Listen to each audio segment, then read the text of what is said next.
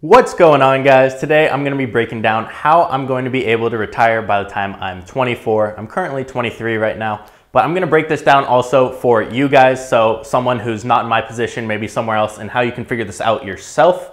So you guys really enjoyed the video last time on this, so I'm going to be making another one.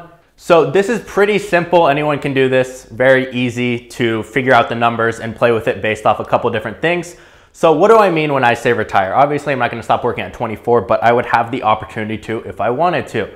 So the whole goal with this video is just breaking down what my expenses are currently, monthly or yearly, whatever it be, and then how much I would have to invest and what the kind of average returns are for those investments in order to cover all my expenses. So in short, I want to cover all of my expenses with investments that are either paying me dividends or just are passive type income. Now, to start off, my expenses right now, personally, I'm just gonna use myself as the example. Now, if you have lower expenses, then great. So my expenses right now are about $9,000 a month. So I'm just gonna put 100,000 a year because that's close enough. So I have expenses of 100,000 a year. Now, I went and I did some research and I was saying, okay, what would I have to invest in? What kind of opportunities do I have? So let's say I'm making 300,000 a year for fun. Well, let's say I have 200 left over. We'll just say after taxes. We're going to exclude taxes for this example, but after taxes, I have $300. Well, 100,000 went to expenses. Maybe I save 100,000 and then I invest 100,000. How many years would I have to do that until the income I'm making from my investments covers my expenses?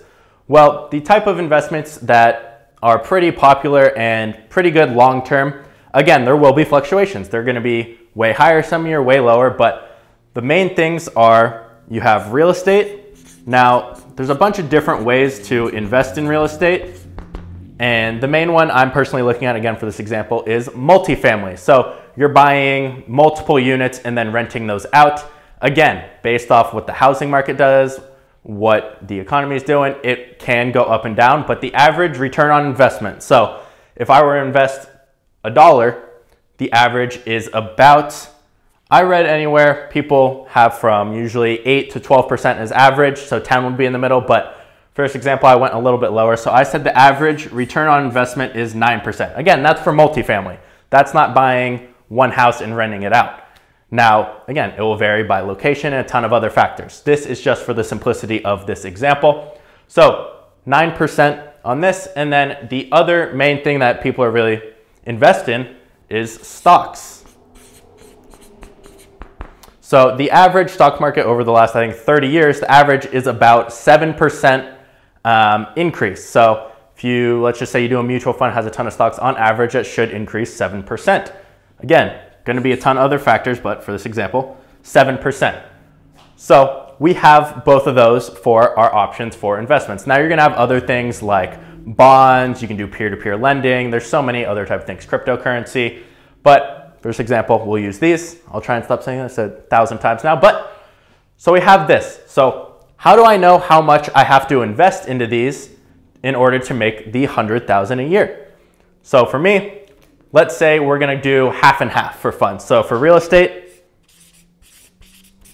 we're going to say we need to make 100,000 a year. Now this return on investment is yearly. So ROI, return on investment. So now if we want to figure out how much we need to put into real estate, we know that on average, 9%. Now some years we might be negative. Other years we could be up 20%. It really depends. Same with stocks. So we're going to take 9%, so 0.09, and we are going to divide that by half of this. So since we're splitting these up evenly, we're going to divide that by 50,000. So 50,000 divided by 0.09, and that gives us, so we're dividing this by 50,000 here, and that gives us, excuse my 5th grade handwriting, $555,555 and some change. So in order for us to make $50,000 per year from our real estate investment, that gives us a 9% ROI, we need to invest $555,000. So 50,000 is 9% of 555,000.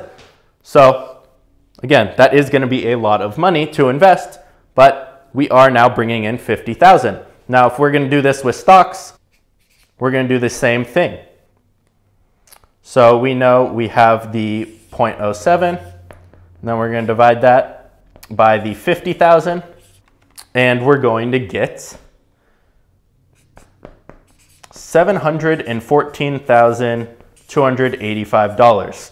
Now we could split this up evenly where we don't make 50,000 from each, but we average those two out and say, okay, we need this amount of money in order to make 100,000 a year. So if we add those up, let's see how much in total that is. So total money we would need to cover our expenses is going to be $1,269,840. So we need that much to invest if we're getting 9% on real estate, 7% in stocks. Now it would be a little bit less. It's about 1.2 if you even this out, where instead of making 50,000 each, you put half here, half here. So it would really be about 1.2 if you put 625,000 into real estate and then into stocks, and it would yield it a little bit different. But there's so many different investments you can make, some riskier than others, some very long-term. And it really just depends on, is it long-term, is it short-term, what your return on investment is it increasing in value? With real estate, you could be making a profit. Let's say you're making $1,000 profit on a house you're renting out, and you're charging, let's just say you charge $3,000 a month. Well, the majority of that other payment goes to interest and then the actual value of the property.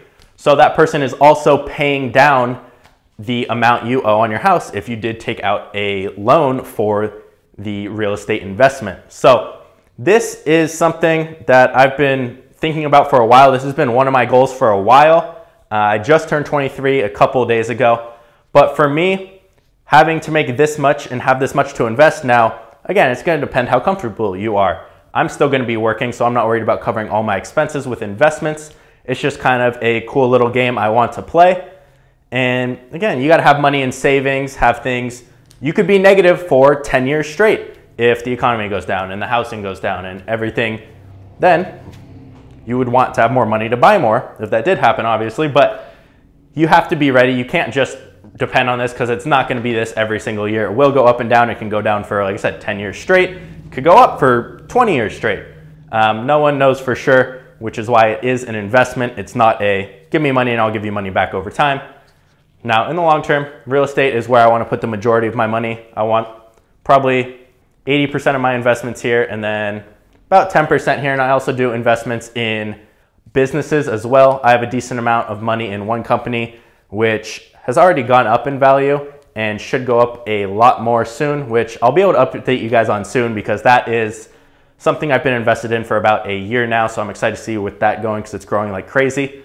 But it's really as simple as breaking it down like this, and you can either include other factors as well. Like if you want to contribute to these slowly, obviously you're not just going to save up this much, invest it all at once. And if your expenses are less, let's say your expenses are $2,000 a month, you can do 20% of what I did. So you need 20% of this. So what is that? About 220,000. So you'd need 220,000 to cover 24,000 a month of expenses with these. So you can do the math yourself. It's very simple, and that has always been one of my long-term goals, is just to cover all my monthly expenses with my income from investments that are passive, like real estate and stocks, or if you're getting stocks that pay dividends, things along those lines. So if you guys want me to go into a more in-depth video about me investing in real estate and stocks, again, I'm newer to these, not an expert at all. I'm still learning a ton, but just what I've learned, let me know.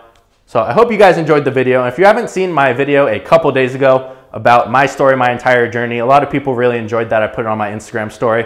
Make sure you go check that out. That will be about 2 videos back if you go to my channel. If you guys are new, subscribe, and I'll see you guys in the next video.